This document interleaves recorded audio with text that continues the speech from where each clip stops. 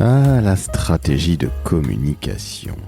En voici un mot qui est devenu un très gros mot lorsqu'il est utilisé à tort et à travers depuis de trop nombreuses années par des agences, par des communicants chez l'annonceur et bien évidemment des formidables copywriters, ghostwriters ou growth marketers qui sévissent sur LinkedIn. Alors aujourd'hui, pour commencer 2024 et pour surtout bien commencer cette nouvelle année, j'ai demandé à Agathe Veil, qui a cofondé avec son acolyte Fred Fougera l'agence Les Cogiteurs, une agence de DIRCOM pour les DIRCOM.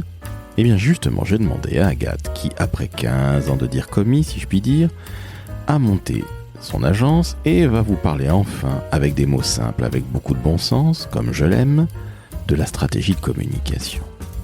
Et je tiens par avance à vous le dire, nous allons employer des mots extrêmement simples qui vont enfin dédramatiser ou démythifier la fameuse stratégie de communication dont on nous rebat les oreilles depuis trop longtemps sans réellement savoir ce dont il retourne. Je vais simplement vous dire, puisqu'il va falloir que vous écoutiez l'épisode en entier, qu'il y a 4 piliers de la strat de com. Et puis, en liminaire ou en parallèle, appelez ça comme vous l'entendez, vous allez vous apercevoir que qui dit communicant, en agence ou chez l'annonceur, dit également courage. Je suis Laurent François, fondateur et dirigeant de l'agence Maverick, et croyez-moi, j'ai pondu des tonnes et des tonnes de recommandations stratégiques qui étaient à peu près lues en 2 secondes par les clients qui, globalement, se fichaient royalement de la strat de com. Alors, est-ce que c'est une bonne chose? Est-ce que c'est une mauvaise chose? Je vous laisse en juger. Mais surtout, écoutez bien cette masterclass d'Agathe Veil, et vous allez voir, votre vie sur la communication va changer, que vous soyez un vieux de la vieille comme moi, ou que vous soyez débutant. Très bonne écoute, en compagnie d'Agathe, et bien évidemment, meilleurs vœux pour 2024, en espérant que la communication soit prise au sérieux, et qu'elle se prenne aussi beaucoup moins au sérieux, par exemple avec les histoires de strat de com.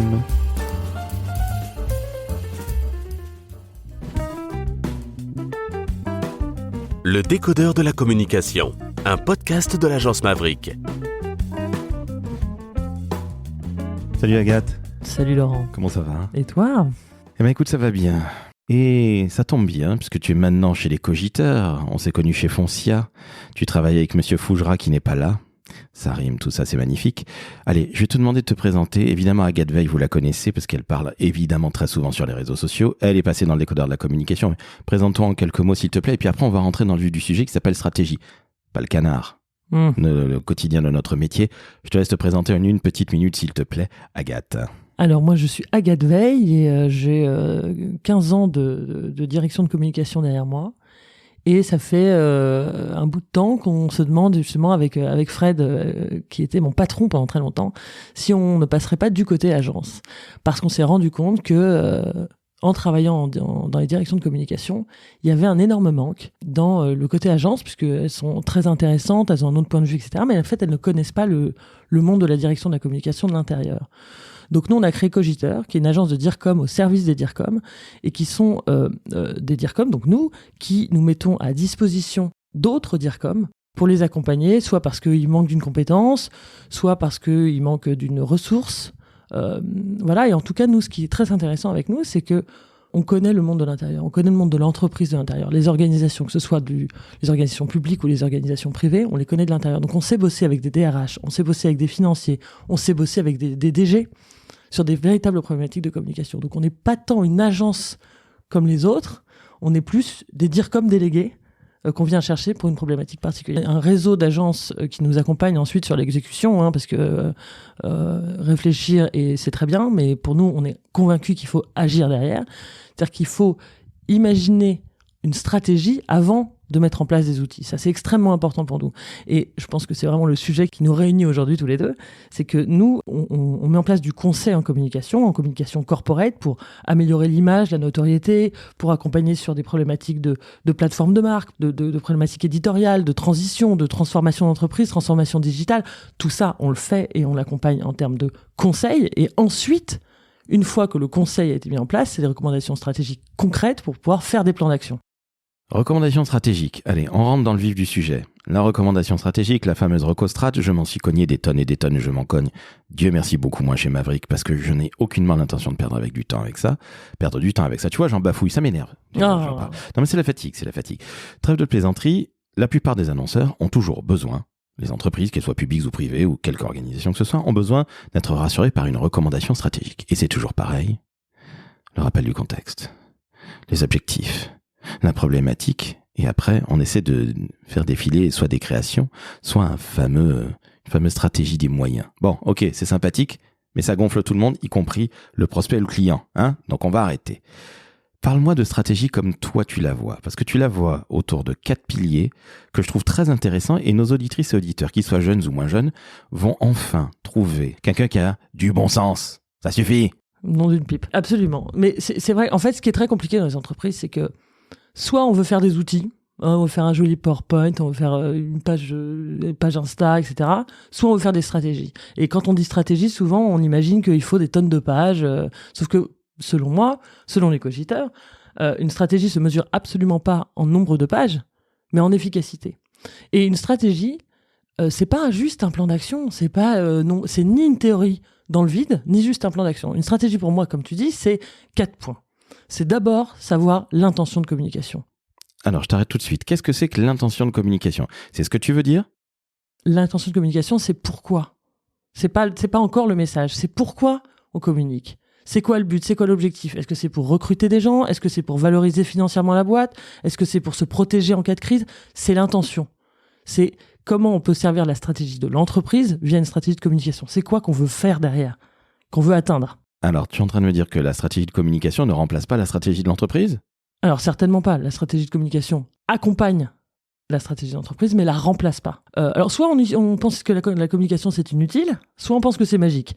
C'est-à-dire qu'on se dit, la com, c'est pour faire joli, ça sert un peu à rien, on s'en fout, on les met dans la boucle au dernier moment. Soit tout d'un coup, notamment en cas de crise, on la sort comme ça des tiroirs en se disant, ils vont tout régler, etc. Sauf que la com, elle se base sur des contenus. La com, c'est pas juste un joli papier cadeau. Ça, c'est un truc qui m'agace terriblement dans le monde de la com, c'est qu'on imagine souvent que la com, c'est pour faire joli, c'est un papier cadeau. Sauf que moi, j'aimerais bien voir la gueule de vos enfants à Noël si vous leur offrez un très joli papier cadeau avec un très joli ruban, mais qu'il n'y a rien dans le cadeau. La com, c'est un joli cadeau dans le sens où il y a un truc à l'intérieur. Alors évidemment, c'est bien emballé, mais il y a un machin à l'intérieur, il y a un putain de cadeau à l'intérieur. On est d'accord. J'allais te poser une question qui peut paraître complètement cinglée. Dis-moi tout. Mais est-ce qu'il t'est arrivé, de tomber sur des annonceurs qui devaient communiquer, qui voulaient communiquer, mais qui ne savaient pas du tout pourquoi. Au-delà de, on a besoin de recruter, on a besoin de booster notre image, on a besoin de vendre, etc. Ok, très bien. Mais j'ai l'impression, plein de gens qui ont des stratégies de communication de poulet sans tête. C'est-à-dire qu'il faut qu'on communique, donc on le fait. Oh oui, beaucoup. En fait, c'est marrant parce que, encore une fois, c'est très contradictoire. Soit on a des gens qui disent « Vivons heureux, vivons cachés, surtout ne communiquons pas, oh là là, quelle horreur !» Et alors, dans ces cas-là, c'est presque pire que tout de nos jours parce que j'ai envie de vous dire, je leur dis une seule chose, je leur dis « De toute façon, quelqu'un prendra la parole. Donc, si c'est pas vous, vous laissez les autres parler à votre place. » Donc ça, c'est un vrai problème. Soit, effectivement, c'est « Oh là là, on se rend compte que le monde aujourd'hui, il est plein de communication, faut communiquer. » Sauf qu'on sait absolument pas pourquoi. Donc, on fait des mauvais outils, on est sur les mauvais timings, les mauvais messages, les mauvais canaux. Et au pire, c'est du temps perdu, de l'argent perdu. Enfin, au mieux, c'est pas au pire. Au mieux, c'est du temps perdu, de l'argent perdu, ce qui est déjà un problème. Au pire, c'est des messages qui sont à côté de la plaque, qui sont graves et qui peuvent fabriquer des détracteurs. Donc, communiquer, c'est comprendre qu'il faut communiquer, c'est très bien. Sentir, et ça, moi, je suis très contente quand les directeurs généraux ou directrices générales ou de présidentes de boîtes se rendent compte qu'à un moment donné, ils n'ont pas communiqué pendant longtemps, mais qu'il y a une ère de la communication, mais confiez-la à des professionnels. Faites pas ça n'importe comment, parce que ça risque d'être encore pire.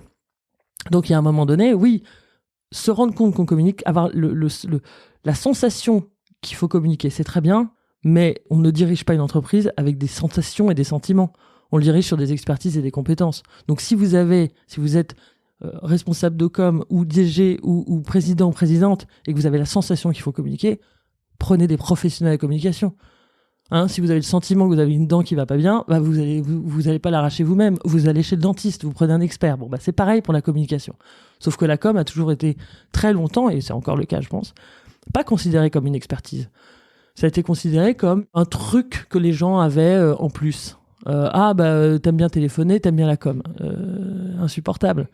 Parce qu'on confond, je pense que le mot communication, pardon, hein, tu me dis si je parle trop, mais je pense que le mot communication, il est très galvaudé. Et en plus, aujourd'hui, avec les médias et la politique, c'est un mot qui est presque devenu un gros mot.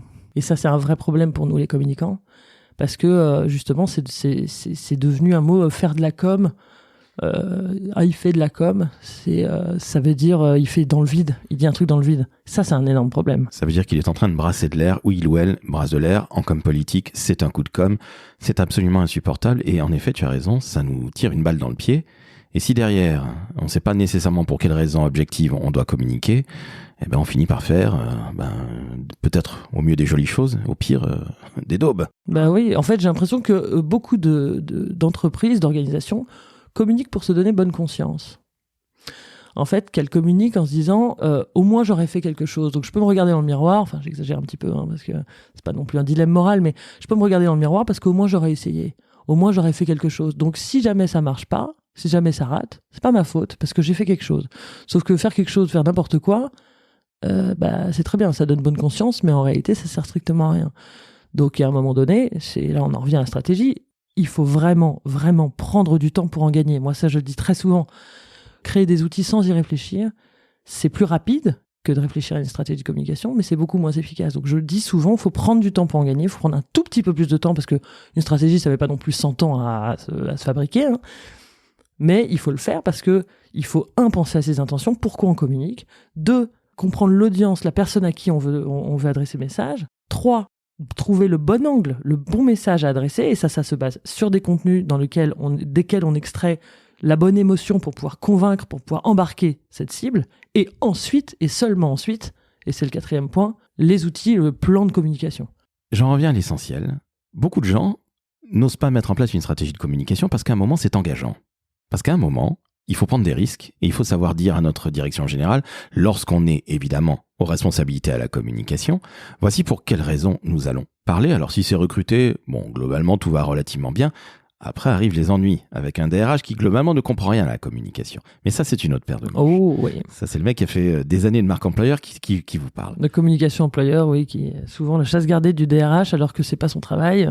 Comme si la communication financière devait être la chasse gardée du financier. Non, il y a le mot communication, donc ça veut dire qu'il y a une expertise communication derrière. Exactement, mais à un moment, il faut savoir s'engager. Je veux dire par là que tu es directeur général d'une entreprise, tu es à la tête d'une entreprise, tu sais pour quelles raisons généralement tu prends la parole. Et j'ai l'impression qu'il y a beaucoup de communicants qui n'osent pas aller titiller leur DG, en tout cas leur N+1 ou plus 2, peu importe, la hiérarchie, et leur dire non mais à un moment il va falloir qu'on mette un petit peu le courage sur la table ou autre chose sur la table. Et c'est là que patatras, on a toujours peur de faire une erreur ou de se faire virer. À un moment ça suffit là. Je suis super d'accord avec toi, et moi j'ai l'habitude de dire que communiquer c'est décider. Et décider c'est renoncer aussi. Absolument. Donc, il y a un moment donné, effectivement, il faut avoir du courage. Communiquer, c'est pas tout dire. Moi, je dis aussi, je suis dans mes petites phrases, hein, je dis souvent, si on dit tout, on dit rien. Et en fait, ce qui est compliqué, c'est que souvent, le métier de communicant a été un peu comparé au métier de journaliste. Et en fait, le journalisme, c'est de l'information. Donc, effectivement, le journaliste, alors évidemment, il choisit ses angles, il choisit ses attaques, il choisit ses sujets, mais le principe fondateur du journalisme, c'est la transparence, et c'est donc de tout dire. Un communicant, non, il doit pas tout dire. Il doit décider de ce qu'il doit dire. Il doit décider des priorités. Il doit décider de choisir, de renoncer à certains sujets. Il y a un moment donné, on est tous comme ça. Quand on lance un produit, quand on crée une campagne de communication, quand on crée une marque, etc., on a envie de tout dire parce que c'est notre bébé, parce que c'est notre stratégie, parce qu'on a bossé pendant je ne sais combien de temps sur telle politique RH, sur telle stratégie commerciale, on s'en fout, peu importe le sujet. Donc on a envie de tout dire, c'est normal. Et c'est là que le communicant est extrêmement important parce qu'il est plus indépendant et expert et que c'est lui qui va aller choisir à l'intérieur de ça le bon sujet à aborder, le bon angle. Et en fait, c'est ça qui est très compliqué, c'est que c'est un métier de courage, hein, en fait, métier de communicant, c'est sûr. Alors, on n'est pas sur un théâtre de guerre, hein. Le mot courage il est peut-être un peu excessif aussi, mais j'y tiens quand même parce que c'est effectivement un métier où on a appris trop souvent aux communicants à dire oui à tout. Mais un bon communicant, il dit non à la plupart des choses qu'on lui demande. Il dit non, mais voilà ce que je te propose. Non, mais explique-moi ton besoin. Ok, tu m'as expliqué ton besoin, voilà ce qu'on va faire. C'est un conseil en interne. Le communicant, le responsable ou le DIRCOM, c'est exactement comme en agence de mon côté et du tien maintenant, c'est qu'à un moment, tu vas donner un conseil. Absolument. Tu me parles de ça, bonne idée, voici ce que je ferais. Qu'en penses-tu ? Est-ce que c'est facile à vivre dans une grande entreprise ou dans une grande organisation, ce genre de choses-là? Parce que on a souvent tendance à dire, bon, je vais dire oui pour que je me débarrasse de Jean-Étienne qui est un peu casse-bonbon. Et puis en fait, Jean-Étienne y revient parce que finalement, il y tient à son cadeau de Noël. Et puis surtout le beau papier cadeau. C'est facile à vivre, ce genre de choses-là? Non, c'est évidemment pas facile à vivre parce qu'en plus, c'est effectivement un métier, le métier de communicant, où tout le monde pense qu'il sait quelque chose sur la com. Moi, j'irai jamais donner mon avis à un financier sur sa stratégie, sur son EBITDA, je sais même pas ce que ça veut dire, j'utilise des mots, je sais même pas ce que ça veut dire. Non, je plaisante. J'irai jamais donner mon avis. La communication, tout le monde considère qu'il peut le faire, et c'est un métier qui est considéré comme rigolo, comme fun. Et du coup, c'est un peu souvent en codir ou en comex, ça je l'ai vécu plein de fois, c'est le dernier sujet. Donc c'est avant de déjeuner, c'est le sujet léger, c'est marrant, etc. Et donc effectivement, c'est pas considéré comme une vraie compétence, une vraie expertise, c'est considéré comme une récréation. Et donc, arriver et essayer de convaincre, essayer de se faire respecter là-dedans, c'est extrêmement compliqué. Arriver à dire non face à un codir qui dit il faut faire ça, c'est extrêmement compliqué. Moi, ce que je dis souvent, c'est arrêter de demander leur avis aux gens parce que sinon, ils risquent de vous le donner. Donc, je pense qu'un communicant ne doit jamais demander son avis aux gens, y compris au codir et au comex. Ça ne veut pas dire qu'il ne faut pas solliciter les experts en amont de la construction de sa stratégie. Je vais faire une stratégie sur le recrutement, l'image employeur. Évidemment, je vais consulter des RH de terrain, des candidats, le DRH, la DRH, évidemment. Par contre, une fois que j'ai mis en place la stratégie, je ne demande pas son avis. C'est hors de question. De la même manière qu'il n'y a pas à demander un avis sur la stratégie financière.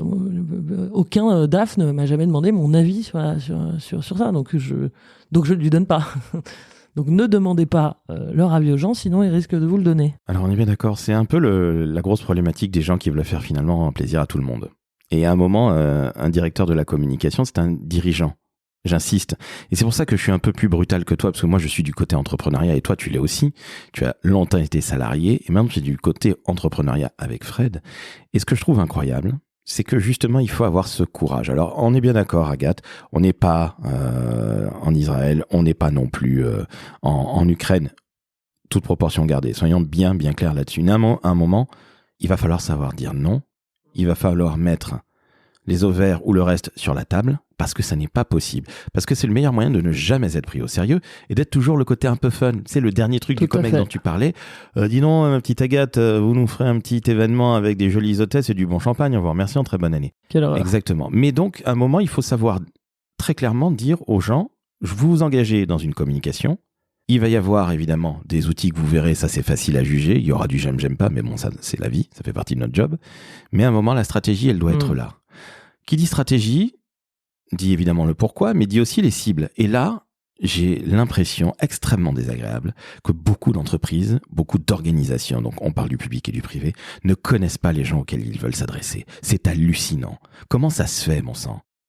Alors, c'est une très bonne question. J'ai été confronté, et ça m'a toujours, mais complètement perturbé, parce que c'est quand même censé être des gens qui réfléchissent, à des codires ou des comex qui s'expriment selon leur point de vue. Je n'ai jamais compris ça. Ma grand-mère, elle disait « chacun son mauvais goût », j'adorais cette phrase. Tout le monde a un avis, tout le monde a un goût, mais en fait, on s'en fout. En communication, c'est pas le goût qui compte, c'est l'efficacité. Et ce sont des gens dont le métier et dont le travail au quotidien, c'est d'être efficace et pour la meilleure productivité d'entreprise. C'est quand même le but 1, c'est ça. Le but numéro 1, c'est ça. Et ce sont des gens qui, malgré tout, nous disent t'as fait ça en bleu, non, moi je préfère le rouge, je préférais faire en rouge. On s'en fout complètement que tu préfères en rouge puisqu'on s'adresse pas à toi.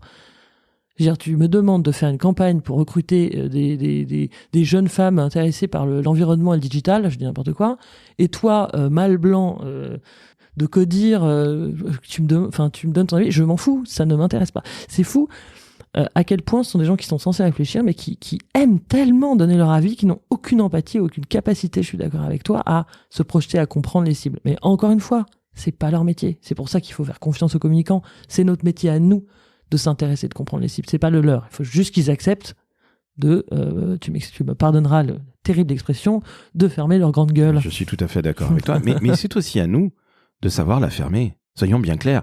Leur fermer, la fermer. Bon, vous avez compris, il faut qu'ils se taisent. Oui. Et qu'on leur dise, Jean-Étienne, tu te tais parce que j'en ai rien à foutre. Oui, je suis d'accord avec toi. Et en fait, on manque de courage. On manque terriblement de courage. On a peur de se faire engueuler, etc. Sauf qu'en fait, au final, on se fait engueuler quand on n'est pas efficace dans notre mission. On nous donne la mission d'arriver là, de faire progresser la notoriété de la boîte pour faire je sais pas quoi. Et au final, si on tape pas du poing sur la table, je suis d'accord avec toi, un DIRCOM ou une DIRCOM, c'est un dirigeant ou c'est une dirigeante, ça veut dire qu'il doit diriger. Ça veut dire qu'il doit décider. Ça veut dire qu'il va se faire pas que des amis. Mais on s'en fout, on n'est pas là pour se faire des amis, on est là parce qu'on a une mission et qu'il faut la remplir. Sinon, si on passe notre temps à vouloir faire plaisir à tout le monde, on aboutit à un consensus mou.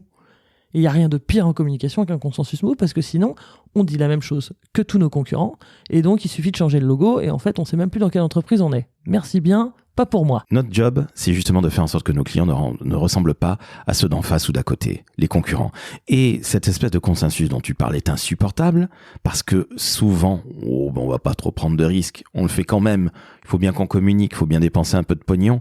Hein, et puis on va faire plaisir à Sylvie qui est à la com, qui était secrétaire avant. Bon, évidemment, ne voyez pas tout en noir, parce que évidemment on tabasse Agathe et moi, mais... On dénonce. Oui. J'accuse. J'accuse, on est des fous. Mais notre métier est un métier de gens courageux, pas de pleutres. Et je n'aime pas les pleutres et je n'aime pas les seconds couteaux dans la vie. Donc je vous le dis, vous qui nous écoutez, si vous êtes un peu second couteau, retirez-vous vite les doigts du machin et allez-y là. On veut des Wonder Woman parce que sinon on fera toujours de la communication insupportable. Regardez les daubes qui passent à la télé dans les tunnels de pub. Ben moi j'ai pas envie de faire ça. Et Agathe elle a pas envie de faire ça. Et aucune entreprise n'a finalement envie de faire des pubs que personne ne retient et qui coûtent un bras, voire les deux. Je reviens à nos cibles. Comment on fait pour les connaître, nos cibles ? Comment on fait pour les connaître ? Il faut évidemment... énormément se renseigner, lire, regarder des études, les conduire, les écouter surtout. Il faut énormément écouter. Il faut sortir, voir le monde, et puis il faut sortir de soi. Je pense que ce qui est très important, c'est qu'il faut sortir de soi et de son point de vue. C'est extrêmement important. Donc il y a plein de façons d'écouter les cibles. Il faut, se renseigner, lire des études, etc. Et puis les interviewer. Les interviewer sans avec des questions ouvertes, sans avis préconçus, sans poser des questions fermées qui répondent par oui ou par non, avoir vraiment une écoute active, sans angle préimaginé dans sa tête. Et ça, c'est une expertise, c'est une subtilité, c'est ce qu'on appelle souvent avec Fred le sens politique. Alors, le sens politique, on utilise ce mot-là, alors il est un peu galvaudé, parce que c'est pareil, le mot politique, on imagine que c'est politique dans le sens politicien, mais c'est un sens de la diplomatie, c'est un sens de la subtilité, c'est un sens de perception, d'empathie. C'est ça que ça veut dire, le sens politique. Justement, toi qui as toujours travaillé avec Fred et qui continue, et c'est très bien, c'est un beau couple depuis une quinzaine d'années. Je rappelle, je crois que tu étais stagiaire quand tu l'as connu, c'est ça ? Oui, je l'ai obligé à me prendre en stage et... Il a accepté puisque je l'oubliais. Et puis après, finalement, il m'a bien aimé, faut croire. La preuve en est. Brave garçon. La preuve en est. On le salue au passage. Oui, il est au Japon. Coucou. Coucou Fred.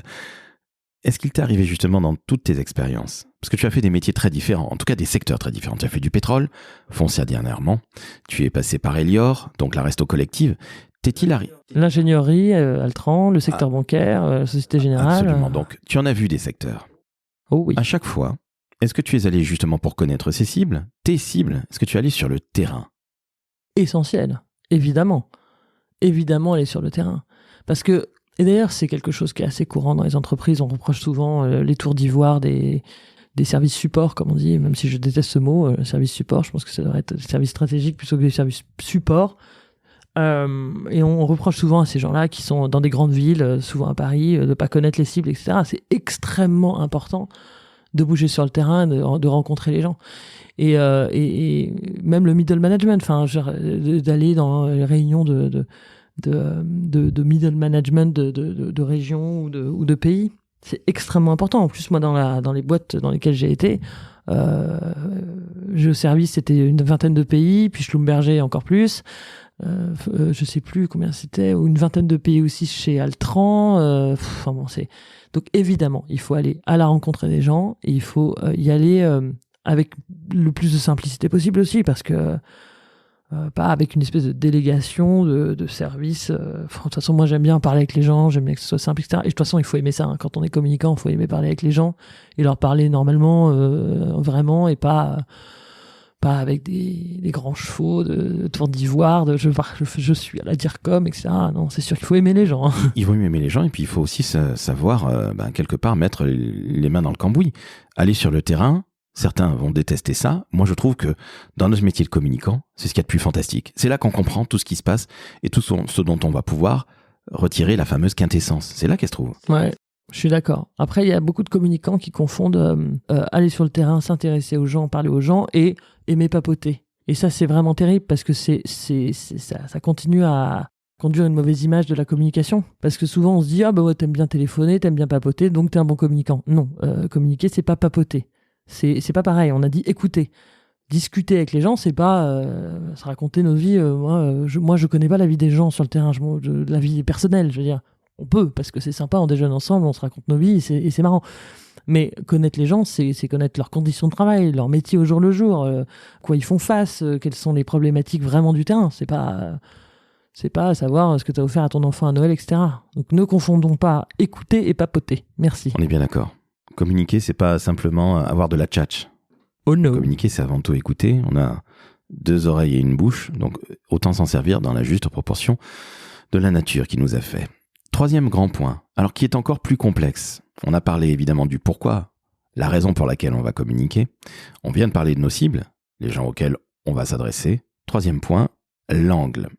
La différence entre la communication et l'information, c'est que la communication est une information avec, quelque part, un angle, une volonté, une intention. Ça, c'est Nicolas Bordas qui le dit. On le salue. Tout à fait. Salut Nicolas. Explique-nous ce que c'est, parce que on parle beaucoup d'éditorialisation de la communication. Tu parlais des journalistes, c'est pour ça. Et on a de plus en plus tendance à confondre le journaliste avec le communicant et vice-versa, alors que ça n'a strictement rien à voir. Mais bon. Non, mais peut-être parce que le journalisme devient un peu polémiste de nos jours, donc c'est peut-être eux qui glissent plus que nous, mais j'en sais rien. Je ne dénonce personne en particulier. Tu penses à qui ? Non, à personne. On assiste quand même à un glissement médiatique du journalisme vers de la polémiquisation, à savoir comment on dit ça, de la polémique, tout simplement. La polémique. Alors, l'angle, qu'est-ce que c'est ? Parce qu'on en parle beaucoup, on ne sait pas nécessairement ce que c'est réellement en communication. Est-ce que tu peux nous expliquer ça, s'il te plaît, Agathe ? Pour moi, l'angle, c'est d'abord savoir le contenu qu'il y a pour communiquer. Donc, on a notre intention, nos cibles. Qu'est-ce qu'on a comme contenu dans l'entreprise ? Donc, c'est quoi ? C'est la réalité de l'entreprise, ce sont les preuves, c'est ce qui se passe vraiment sur le terrain, ce que l'entreprise a vraiment à offrir aux cibles. Ça, c'est le contenu. Et ensuite, c'est à partir de ce contenu-là, trouver le bon angle émotionnel. Quelle est la bonne émotion ? Comment on va aller, non pas transformer, parce que c'est pas de la transformation, mais comment on va aller chercher dans ce contenu le bon angle pour créer de l'émotion auprès de nos publics. Donc pour les embarquer, pour les convaincre, pour les faire acheter, pour les convaincre d'acheter, pour les convaincre d'aimer la marque, etc. C'est trouver le bon angle émotionnel, c'est vraiment faire appel aux émotions. Et c'est ça la différence énorme, c'est que ça n'est pas juste délivrer l'information, c'est trouver dans cette information, déjà trouver la bonne information, le bon contenu, celui qu'il nous faut, parce qu'on va pas tout dire, comme j'ai dit tout à l'heure, si on dit tout, on dit rien, donc on va certainement pas tout dire, donc on trouve le bon contenu, la bonne preuve, le bon sujet, et ce bon sujet, comment on l'attaque, quel angle on prend pour susciter de l'émotion. Alors ça peut être une émotion, ça peut être des émotions de joie, ça peut être des émotions d'enfance, ça peut être des émotions, enfin voilà, qui vont ensuite embarquer la cible pour pouvoir atteindre notre intention de communication. Mais qui est de vendre d'une manière ou d'une autre, quoi qu'il advienne. Oui, ou vendre, faire adhérer, candidater à un poste, défendre la marque, ça aussi, ça peut être une intention de communication. Faire défendre une marque, une association, parce on parle beaucoup d'entreprises, parce que j'ai beaucoup d'expérience dans l'entreprise, mais c'est pas forcément ça, mais il y a beaucoup en communication de crise des associations qui se font de biens publics, qui se font attaquer injustement. On peut aussi avoir un énorme travail de fond sur des cibles des cibles sur de grand public pour que ce grand public défende la marque en cas de crise, par exemple. Ça peut être une intention de communication. De comment on va faire pour faire ça ? Il faut savoir que notre intention, c'est ça, c'est de créer un réseau d'ambassadeurs, même si j'aime pas trop le mot, que je trouve un petit peu galvaudé aussi. mais pour défendre. Donc notre cible, ça sera plutôt des gens sur le digital, des influenceurs sur les réseaux sociaux. Et après, il faut trouver l'angle. Qu'est-ce qui va les toucher ? Comment est-ce qu'on va les embarquer pour leur faire comprendre sur le long terme que l'association, elle fait du bien, quand bien même elle fait des erreurs, elle les corrige. Pourquoi telle population n'est pas prise en compte dans l'association, expliquer, pour essayer d'atteindre l'intention de communication visée, quoi. Toutes ces émotions sont fondamentales. Et je rappelle juste à nos auditrices et auditeurs que quand on fait, par exemple, une grande campagne de publicité, nos amis anglais, nos amis américains, en général, se prennent beaucoup moins la tête que nous. Ils sont beaucoup plus pragmatiques. C'est pour ça que je les aime tant. Et l'efficacité passe aussi par une intention et qui véhicule des émotions. Quand on fait rire quelqu'un, on se souvient beaucoup plus de la marque. Absolument. Et ce n'est pas une seconde... ce Ligue 2 de la communication que de vouloir faire rire. Et il faut arrêter de penser toujours pour le rire que parce qu'une marque communique avec un peu d'humour, elle n'est pas sérieuse. Après, ça dépend de l'émotion, ça dépend de la cible. Encore une fois, si on veut atteindre des gens, parce que c'est le fond, c'est de l'humour, on utilise l'humour. Mais si c'est effectivement faire appel à des émotions de l'enfance... j'en sais rien, effectivement, mais les émotions, c'est extrêmement important, d'où l'importance de connaître sa cible, effectivement. Mais arrêtons de faire, je suis d'accord avec toi, des communications qui sont aseptisées. Je pense que c'est, au-delà de l'humour, qui est vraiment important, et je sais que moi, j'aime ça, c'est arrêtons de faire des choses aseptisées pour éviter de déplaire. Je crois que le sujet, il est vraiment là. C'est-à-dire qu'on est dans une ère où on a tellement peur de déplaire, tellement peur du bad buzz, qu'on va faire des choses plates. Mais justement... Agathe, on revient toujours à la même chose. Le courage. Le risque. Le risque. High risk, high return. C'est ce que disent les Américains. C'est ce que disent les Anglais. Tu vois, ils sont pas si mal. En France, c'est faites attention. Faites bien attention. Risquez pas tout. Mettez pas tous vos œufs dans le même panier. Au final, on fait de la très belle pub et de la très belle communication en France, mais on n'a jamais de prix. Alors les prix ne sont pas les plus intéressants, mais ça veut tout dire, c'est qu'à un moment, les gens, ils ont besoin d'être marqués par des choses qui leur pètent aux yeux, d'une manière ou d'une autre. C'est la fameuse émotion dont tu parlais. Et notre job de communicant, à un moment, c'est justement de dire, non mais on va arrêter de faire des communications très aseptisées, dans notre monde ultra aseptisé, parce que on ne va pas nous remarquer, on dépense de l'argent pour rien, un fameux pognon de dingue, comme diraient certains. J'en reviens au courage, mais comment tu fais, toi ? Comment tu as fait pour faire accepter des choses qui étaient un peu plus, borderline, un peu plus fofolles que rejoignez une équipe qui gagne. Regardez comme c'est bien chez nous. J'en reviens à ce que je disais tout à l'heure. La plupart du temps, j'ai pas demandé leur avis aux gens, donc ils me l'ont pas donné, et du coup, j'ai fait ce que je voulais. Mais attends, je te coupe. Mais ça aussi, c'est du courage. Oui, dis-moi. Bien sûr que c'est du courage, mais justement, ils sont pas revenus vers toi en disant, mais dis donc, pourquoi tu t'es permis de faire ça ? Tu nous as pas demandé notre avis ? Je aussi, bien sûr que c'est arrivé. J'aurais dit, non. Et voilà, fin de la conversation. Qu'est-ce que tu veux que je dise ? Non, je t'ai pas demandé ton avis, puisque t'es pas un communicant aux dernières nouvelles, donc voilà. Mais c'est très compliqué. Je dis ça aujourd'hui parce que je vais avoir 40 ans. Même si évidemment je ne le fais pas, merci, c'est gentil. Absolument, de ta part de le dire, mais vraiment, mais c'est hallucinant de gentillesse. Tu m'as coupé l'absolu.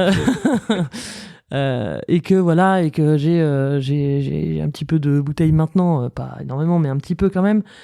Mais évidemment, quand j'étais plus jeune, c'était plus compliqué. Mais c'est sûr qu'il faut accepter d'avoir du courage, de pas se faire aimer et de se faire critiquer. Mais en soi, donc ça, j'ai dû l'apprendre. J'ai dû l'apprendre sur le terrain et je me suis fait engueuler. J'ai pleuré dans des toilettes plein de fois. Enfin, je veux dire, il y a un moment où il faut se dire les choses, bien sûr. Mais je savais, et je pense que j'ai eu énormément de chance aussi avec Fred, qui est mon associé maintenant, mais qui a été mon patron pendant longtemps, d'être très soutenu et d'avoir des équipes. Parce que moi, j'ai dirigé des équipes pendant longtemps, très en soutien aussi, et avec une grande solidarité. Et en fait, quand on sait que ce qu'on fait, c'est pour bien faire notre boulot, on accepte de se faire engueuler, on accepte de se faire critiquer, on accepte de se faire humilier, parce que moi, ça m'est arrivé de me faire humilier par des codires, vraiment un peu sévèrement, par des gens, oui, bien sûr. Mais je pense que quand on sait ce qu'on veut faire et qu'on est bien soutenu par certaines personnes, faut avoir le courage de le faire. Et moi, ça m'est arrivé. D'être en réunion, quelqu'un me dit non mais c'est de la merde, ça va pas du tout, il faut faire machin. Je dis cette réunion va se terminer là. Se lever et dire je ne t'ai pas demandé ton avis, donc je ne veux pas que tu me le donnes. C'est moi qui suis en charge de la communication, qui est en direction de la communication. Donc je me fous complètement de ce que tu penses du sujet. Merci, au revoir, et surtout je me laisserai pas insulter. Donc salut. C'est sûr qu'il faut du courage pour faire ça. Clairement. Peut-être un peu d'inconscience aussi, j'en sais rien. Mais je pense que c'est ça aussi, diriger. Diriger, c'est accepter c'est Fred qui a sorti un bouquin il y a quelque temps qui s'appelle Le DIRCOM n'est pas un démocrate, et je pense qu'il a tout à fait raison. On n'est pas là pour faire, encore une fois, un consensus mou, pour faire plaisir à tout le monde et pour se faire élire. Non, on a une mission qui est très claire. Si les gens veulent entraver cette mission parce que je sais pas quoi, ils ont décidé qu'ils étaient meilleurs que nous, bon, bah, ils ont qu'à aller voir le DG et leur dire qu'ils sont meilleurs que nous, et dans ces cas-là, moi, je suis remplacé, il n'y a pas de problème. Mais aux dernières nouvelles, j'avais pas été remplacé, j'ai jamais été remplacé. Voilà. Donc à un moment, il faut assumer d'avoir du courage, il faut assumer ses positions, assumer ses choix. Et assumer ses erreurs, en fait, parce qu'on en fait. Aussi, bien sûr. Et évidemment, si on a peur systématiquement de faire des erreurs, bah on fait jamais rien. Donc ça, c'est sûr. Et moi, j'en ai fait des erreurs, j'en ai fait plein. J'ai fait des campagnes qui n'ont pas marché. J'ai fait des campagnes qui, juste avant de sortir, on se rend compte qu'il y a une faute gigantesque sur la première page. Bon, évidemment, on en a fait. Il y a un moment donné, on assume, tout le monde le fait. Le tout, c'est pas de faire la même erreur 40 fois, même 2 fois. Mais je crois que vraiment assumer ses erreurs, et même les erreurs de ses équipes, et partager les victoires, c'est extrêmement important, parce qu'encore une fois, on peut tout affronter quand on est un peu solidaire avec des gens. Il faut juste accepter qu'on peut se planter. Sinon, on prend pas de risque, et sinon, on fait de la merde. Franchement. Moi, je préfère faire un 10 sur 20 que faire un rien. Donc, que faire un 0, que de pas rendre ma copie, en fait. Oui. C'est ça aussi. Je pense qu'il faut accepter, si on veut à un moment donné avoir un 14 sur 20, un 16 sur 20, un 18 sur 20, il faut accepter de rendre une copie à 10. On rend une copie à 10, on s'en fout. Au moins, on est noté. Et on n'est pas recalé. Enfin, je veux dire, vaut mieux se présenter à un examen et rater, en tout cas c'est ma conviction, que de ne pas y aller. On a vu le pourquoi on communique, on a vu les cibles, on vient de voir l'angle, on vient de parler du courage, mais je pense que, bon, avec Agathe, quelque part, ça ne pouvait pas être autrement. 4e point, le 4e pilier de la stratégie, quel est-il ? C'est le plan d'action. Parce qu'évidemment, et on le disait tout à l'heure, avoir une stratégie sans concret, ça ne sert strictement à rien. Donc, le plan d'action, les outils de communication font partie de la stratégie. C'est le dernier pilier. Mais c'est essentiel d'avoir les autres piliers avant. Et ça, c'est quoi ? C'est effectivement réfléchir aux outils de communication, quels canaux de communication, quel budget, quelles ressources nécessaires, donc ressources évidemment budgétaires, mais humaines également, quel timing de communication. Ça, c'est extrêmement important. Donc, une fois qu'on a élaboré l'intention, les objectifs, la cible et les angles et les messages à faire passer, c'est comment on le fait maintenant. Donc opérationnellement, comment on va faire ? Quels outils on met en place, etc. Alors, ce qui peut être des réseaux sociaux, des RP, événements, campagnes de publicité, c'est bien ce dont il s'agit. Hein. Absolument, Okay. tout à fait. Bon, qu'il n'y ait pas de mauvaise surprise. Donc, vous avez bien compris qu'au final, tout ce qu'on juge quand on est consommateur, ou quand on est d'ailleurs un professionnel de la com, ou pas, puisqu'on a la chance d'être jugé tout le temps par nos collègues et par les gens qui n'y connaissent rien, eh bien, ce n'est que la partie immergée de l'iceberg. Absolument. Et on vient de parler des 3 autres parties, alors beaucoup plus en détail, parce que je les trouve alors tout à fait fondamentales. Elles sont souvent oubliées, parce qu'on finalement, on a souvent tendance à dire il faut qu'on fasse un rapport annuel. Il faut qu'on fasse un PowerPoint. Mon Dieu. Sans arrêt. Il faut faire un petit plan de com dans l'urgence, une jolie affiche. C'est ça. C'est joli ou petit. C'est souvent des trucs qui vont bien pour les toutous. Ouais, exactement. C'est les enfants, exactement. Et les enfants. Tout à fait. Et c'est insupportable parce que nous ne sommes pas des enfants. Notre métier n'est pas un métier d'enfant. Et c'est pas non plus un métier de saltimbanque. Je le dis et je le redis, on n'est pas des saltimbanques corporate. On n'est pas des artistes. On n'est pas des buveurs de champagne. Non. Enfin, si, on en boit aussi, comme tout le monde. Mais c'est pas ça notre travail. Voilà, notre travail, c'est fini. On n'est plus dans les années 60-70 où on se mettait des mines pour avoir des idées et on avait la paire, il n'y en a pas 2. Bon, c'est fini. Dieu merci. Hein, aujourd'hui, c'est un vrai métier. Et depuis bien longtemps, la com est un métier. Finalement, dans ton métier, aujourd'hui, de co-directrice d'agence, la strat, c'est ce que tu préfères, Agathe ? Ah oui, moi j'adore ça. J'adore ça, le conseil d'une façon générale, la stratégie, c'est-à-dire... Et là, avec les clients qu'on a, c'est extrêmement intéressant parce qu'en fait, on arrive et on essaye vraiment de comprendre, de décortiquer leurs problématiques pour essayer ensemble de construire des intentions et servir la stratégie de l'entreprise. Et en fait, on se rend bien compte, c'est extrêmement valorisant parce que et on travaille avec des super responsables ou DIRCOM qui sont vraiment convaincus mais qui ont du mal en interne à faire passer ça. Et on se rend compte du nombre de temps, d'argent perdu dans des outils qu'ils créent où ils n'ont jamais eu justement le temps, le recul nécessaire et soit les compétences, soit la légitimité en interne, hein, c'est souvent un problème de légitimité, pour dire à un moment donné, prenons un peu de hauteur et réfléchissons à pourquoi on fait les choses et est-ce que ce qu'on fabrique est vraiment utile. Et moi j'adore ça. J'adore ça parce que c'est... et pourtant je suis pas une fille de théorie, hein. Moi j'aime le concret, j'aime avancer. Et en fait c'est souvent ce qu'on... On imagine souvent que la stratégie, c'est de la théorie et que c'est des gens qui passent leur temps à réfléchir à des concepts philosophiques. Je suis pas du tout comme ça. C'est au contraire comment on fait pour fabriquer des trucs qui servent à quelque chose. Notre métier, il sert à quelque chose. Et ça, c'est hyper valorisant. C'est ça que j'adore dans la strat, c'est que contrairement à ce qu'on imagine, c'est vachement faire. Et c'est pas que penser, c'est beaucoup, beaucoup faire. C'est plus que les outils. Les outils, c'est exécuter. Alors que la stratégie, c'est faire. Et ça, moi, j'adore ça. Je sais pas si tu vois ce que je veux dire. Je vois très très bien ce que tu veux dire parce qu'on a souvent l'impression que les gens de la communication sont souvent sur les réseaux sociaux, sont payés à faire du Facebook, du Twitter, du Instagram, du LinkedIn, etc. ou faire des événements ou des trucs jolis et rapides. Oui, en urgence surtout, merci. En urgence surtout, briefé sur un coin de table, voire entre 2 étages d'ascenseur. Avec 1,50 €, s'il vous plaît. Ça, c'est le quotidien de Maverick, donc ça, je n'en parlerai pas. mais je suis tout à fait d'accord avec toi. La stratégie, c'est faire. C'est de l'action. Oh oui. Et la stratégie n'est pas donc pondre des slides à gogo, qu'on soit en agence ou qu'on soit chez l'annonceur, public ou privé, peu importe. Ça n'est pas ça. C'est de l'action. Donc, agissez. Il y en a un qui disait oser. Ben, agissez. Allez sur le terrain. Rencontrer les gens, discuter avec eux. Vous n'êtes pas là pour discuter uniquement pour pour savoir ce qu'ils aiment comme sirop ou ci ou ça ou ce qu'ils auront, ce que leur gosse a eu à Noël, comme tu le disais. Il faut savoir les écouter. Il faut avoir des intentions. Il faut savoir où on veut aller un peu dans la vie. En tout cas, en tant que marque, pardon. Au final, ma bonne dame, Madame Veil. Dites-moi tout. Ça serait-il pas un peu beaucoup de bon sens? Oui, franchement, la communication, c'est beaucoup de bon sens, évidemment. Je pense que la communication, c'est un mélange de choses. C'est quand même un sens politique qu'on a ou qu'on n'a pas. C'est une subtilité diplomatique qu'on a ou qu'on n'a pas.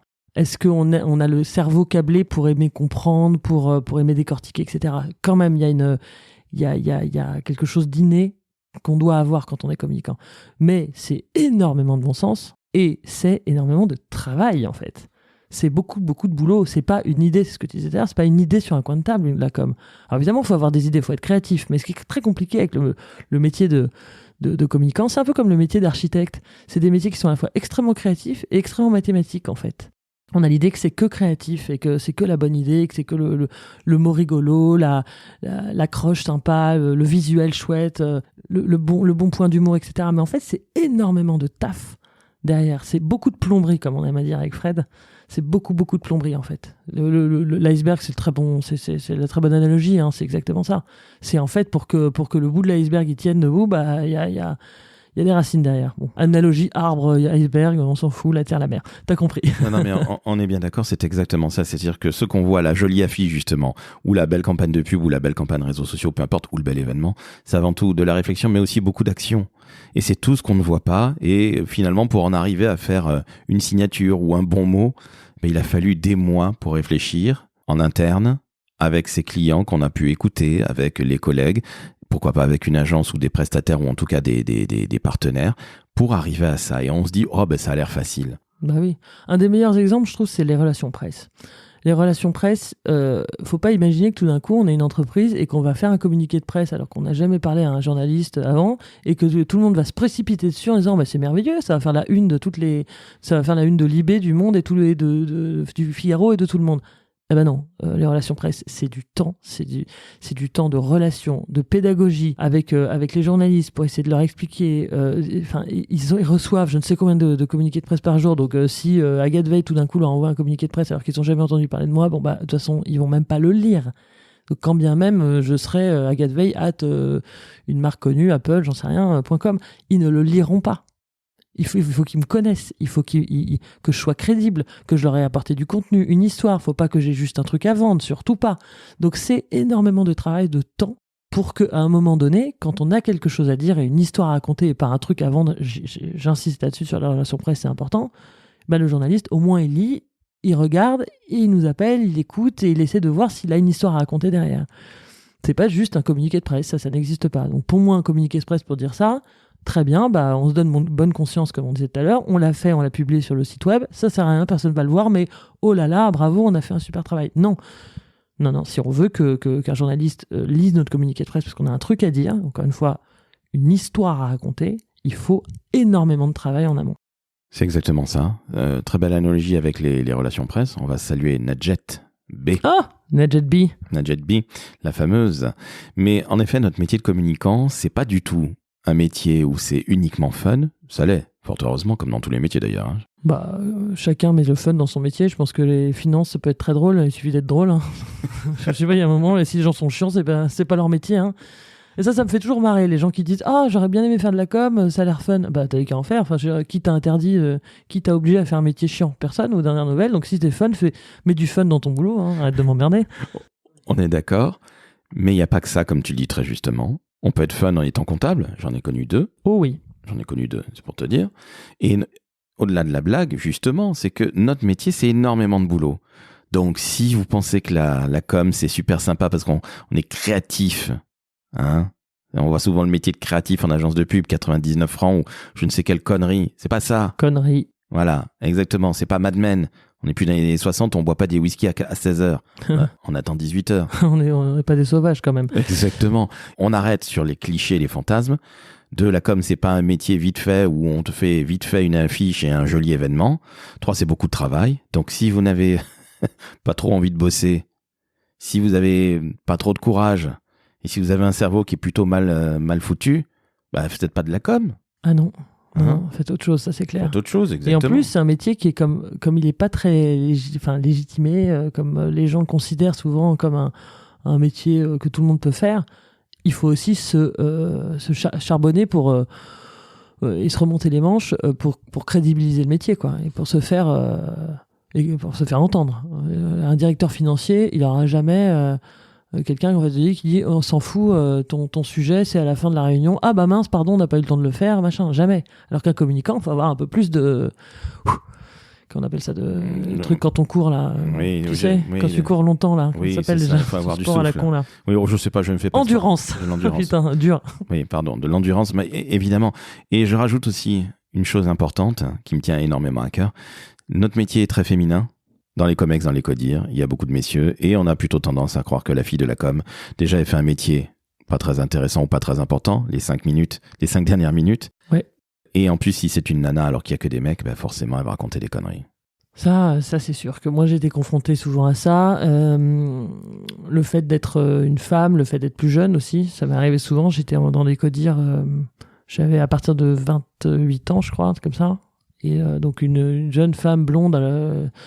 Donc voilà, il faut se remonter les manches parce que de toute façon, je veux pas apprendre quoi que ce soit aux gens qui nous écoutent. Enfin, en tout cas, les femmes, à mon avis, ont toutes vécu ça. Quand on tape du poing sur la table, quand on est une femme, on est hystérique. Alors que quand on tape du poing sur la table, quand on est un homme, on a des cojones, comme t'aimes à dire. Ça, c'est vrai que c'est très compliqué, mais de la même manière, c'est pareil pour l'âge.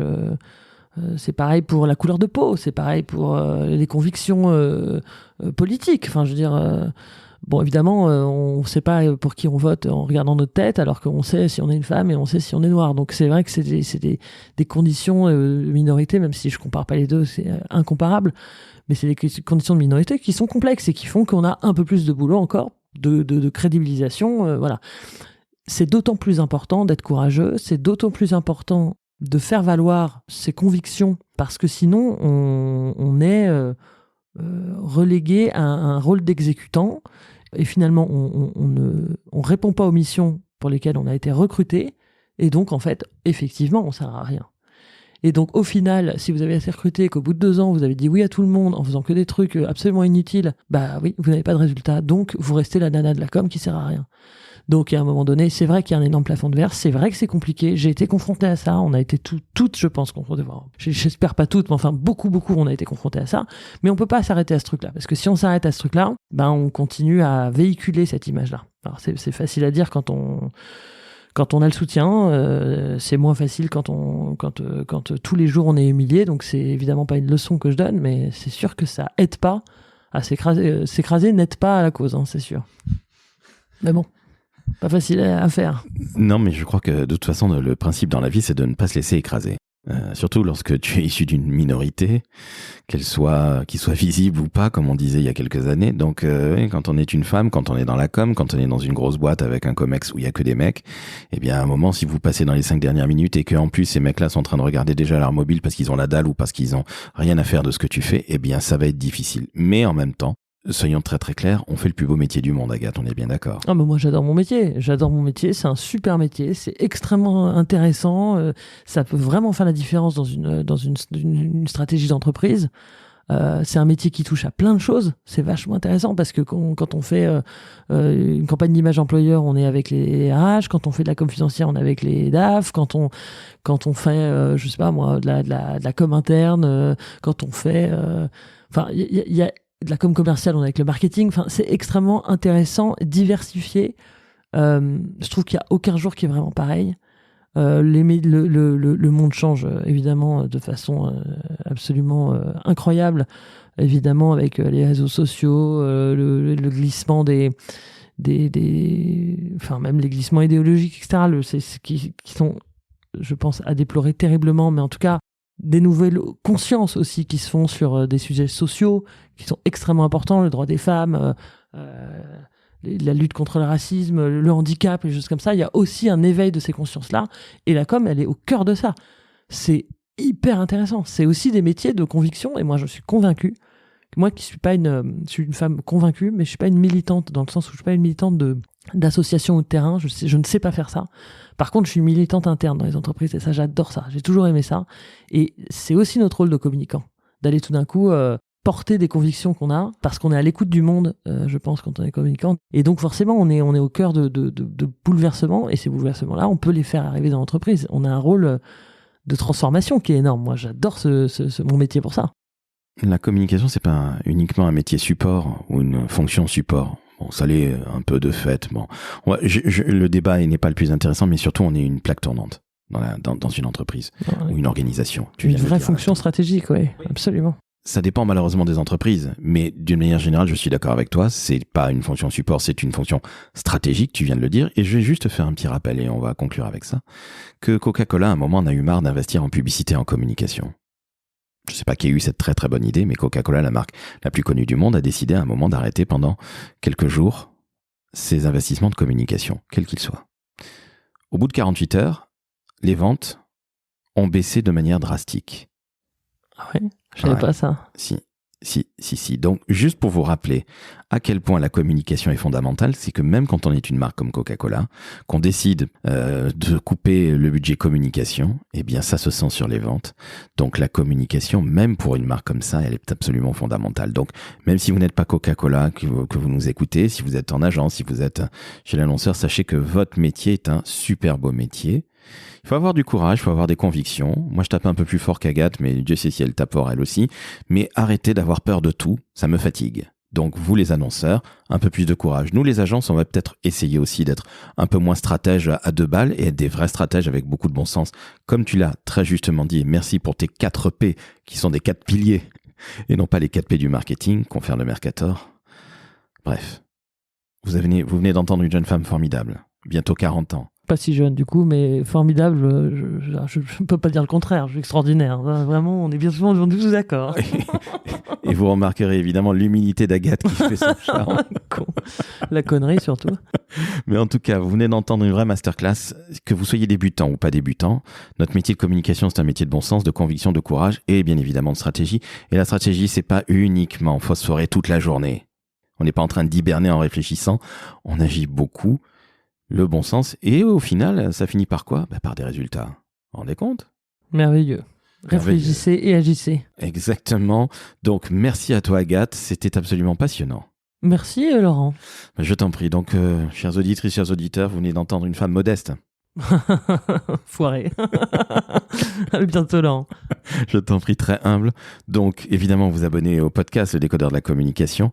Vous mettez 5 étoiles sur Apple Podcast. Vous mettez 5 étoiles, évidemment, sur Spotify. Vous laissez un commentaire. Elle est formidable, Agathe. Quelle humilité, quel stratège. Vous pouvez laisser un message en disant « Il est vraiment formidable, Laurent. Quel stratège, quelle humilité. » Ah non, l'humilité. Que Dieu m'en préserve. Bref, allez, on arrête de déconner. Merci à toi. L'humilité, allez savoir. Voilà, on arrête. Parce que... Là, c'est la fatigue. Je crois qu'il est temps d'aller goûter. Bon, vous mettez 5 étoiles sur Apple, sur Spotify. Et merci encore à toi, Agathe. Salut Laurent. Ciao, ciao. À bientôt.